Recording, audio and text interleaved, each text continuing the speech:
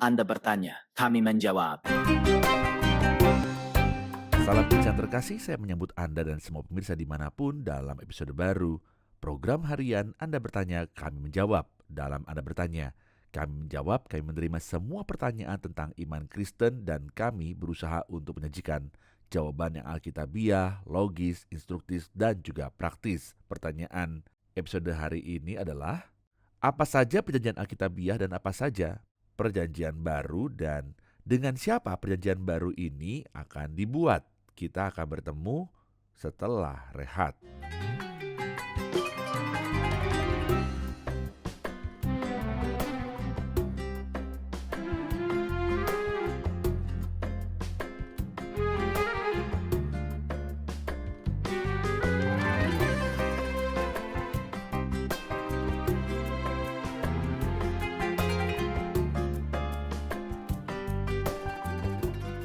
Ketika beberapa orang baca Alkitab dan melihat sesuatu yang disebut perjanjian lama dan perjanjian baru, mereka berpikir bahwa Alkitab hanya terdiri dari dua perjanjian, yaitu perjanjian lama sebelum kedatangan Kristus dan perjanjian baru setelah kedatangan Kristus. Ada banyak sekolah teologi yang memiliki pandangan serupa. Tentu saja ada kitab-kitab yang ditulis sebelum Kristus, yaitu perjanjian lama, dan kitab-kitab setelah Kristus, yaitu dari Matius hingga Wahyu. Kitab-kitab ini ditulis setelah kedatangan Kristus dan kita menyebutnya sebagai perjanjian baru.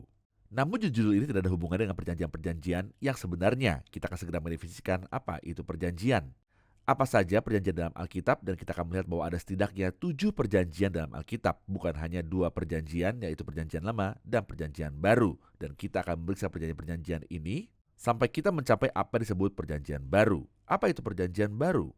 Dengan siapa perjanjian ini dibuat dan siapa pihak-pihak yang terlibat dalam perjanjian ini?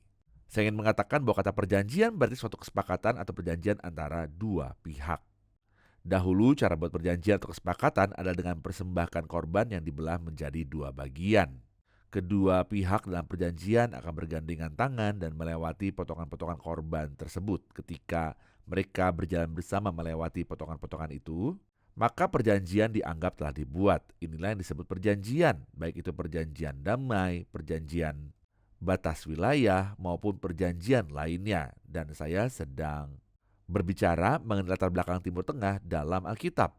Dan inilah yang terjadi dalam Kejadian pasal 15 ketika Tuhan menyuruh Abraham untuk membawa korban hewan, membelahnya menjadi dua dan meletakkan potongan-potongan itu berhadapan satu sama lain. Kemudian sebuah perapian berasap melewati potongan-potongan itu sebagai cara simbolis dalam membuat perjanjian atau kesepakatan.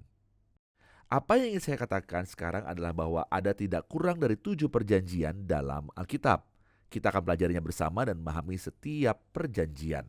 Kepada siapa perjanjian itu diberikan serta rincian dari masing-masing perjanjian tersebut. Perjanjian pertama adalah perjanjian Eden yang dibuat Tuhan dengan Adam teman itu, dan pokok dari perjanjian itu adalah bahwa Tuhan akan menaklukkan bumi untuk Adam ketika dia berfirman di Kejadian 2 ayat 16, semua pohon dalam taman ini boleh kau makan buahnya dengan bebas, tapi pohon pengetahuan tentang yang baik dan yang jahat itu janganlah kau makan buahnya. Dan Tuhan telah berjanji kepadanya untuk makan dan berkuasa atas ciptaan ini. Ketika Tuhan menciptakan Adam dan Hawa, dia berkata kepada mereka, berkuasalah atas ciptaan ini. Janji dan perjanjian ini dibuat antara Tuhan dan manusia. Di mana?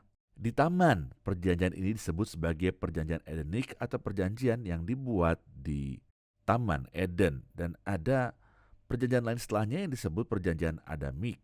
Tuhan membuatnya dengan Adam ketika Adam dan Hawa jatuh ke dalam dosa dengan makan buah dari pohon terlarang. Tuhan mengadakan penghakiman bagi ular, penghakiman bagi wanita, dan penghakiman bagi Adam. Tuhan berkata kepadanya, dengan berpeluh engkau akan mencari makananmu, tetapi ia berkata juga kepada perempuan itu, susah payahmu untuk mengandung akan kubuat sangat banyak, dan kesakitan engkau akan melahirkan anakmu. Tapi ia memberikan janji kepadanya bahwa akan ada keturunan yang disebut keturunan perempuan.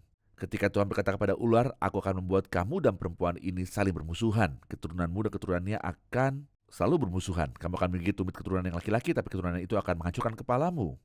Jadi ini adalah perjanjian dan janji tentang kedatangan keturunan perempuan. Setelah itu datanglah perjanjian ketiga yang disebut perjanjian Nuh atau perjanjian dengan Nuh. Setelah Nuh keluar dari bahtera, setelah banjir berakhir, Tuhan berfirman kepadanya dalam pasal 9 di kitab Kejadian, jika busur itu ada di awan, maka aku akan melihatnya sehingga aku mengingat perjanjianku yang kekal antara Allah dengan segala makhluk yang hidup.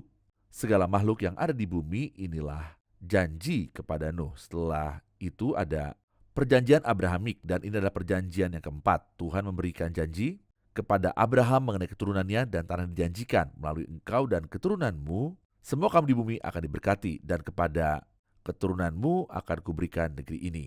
Jadi ada janji mengenai warisan dan keturunan di sini.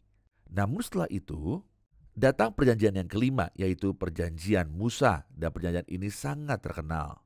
Perjanjian dengan Musa atau perjanjian hukum Taurat, atau disebut juga perjanjian Musa, yang oleh penulis surat Ibrani disebut sebagai perjanjian lama. Apa itu perjanjian lama? Perjanjian dengan Musa atau perjanjian hukum Taurat, ketika Tuhan berfirman dalam Keluaran 19 ayat 5. Jadi sekarang jika kamu sungguh-sungguh mendengarkan firman-Ku dan berpegang pada perjanjian-Ku, maka kamu akan menjadi harta kesayangan-Ku sendiri dari antara segala bangsa, sebab Akulah yang punya seluruh bumi. Tetapi apakah mereka mentaati suara Tuhan? Sama sekali tidak. Apakah mereka melihara perjanjian Tuhan? Tidak sama sekali. Jadi mereka melanggar perjanjian itu. Maka dalam sebuah perjanjian sebelumnya, manusia sebenarnya telah gagal. Manusia gagal.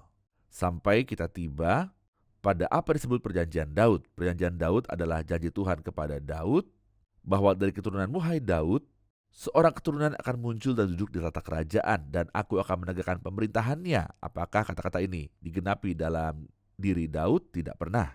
Apakah ini digenapi dalam diri anak Daud, yaitu Salomo? Tidak juga, karena setelah kematian Salomo, kerajaan terpecah menjadi dua bagian, kerajaan utara dan kerajaan selatan. Dengan pembangunan oleh Asyur, kerajaan utara tidak ada lagi, dan dengan pembangunan ke Babel, kerajaan Yehuda juga lenyap, sehingga tidak ada lagi raja di Israel maupun Yehuda. Jadi jelas bahwa perjanjian ini diperuntukkan bagi dia yang akan datang dan menggenapinya, yaitu pribadi Kristus, seperti yang akan kita pelajari sebentar lagi. Setelah itu ada perjanjian baru. Ini adalah perjanjian ketujuh. Kristus menetapkan perjanjian baru melalui darahnya.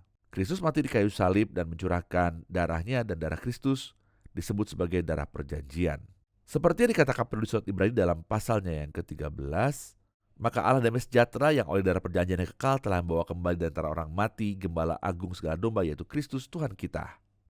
Perjanjian baru atau perjanjian kekal dibuat melalui kematian Kristus, dan darahnya telah dicurahkan, dan itu adalah darah perjanjian, serta Kristus adalah pengantara perjanjian dan jaminan perjanjian itu. Tetapi dengan siapakah perjanjian itu akan dibuat? Sebenarnya gereja tidak termasuk dalam ketentuan perjanjian manapun. Gereja sudah ada dalam rencana Allah sejak kekekalan yang lalu dan akan tetap ada sampai kekekalan yang akan datang.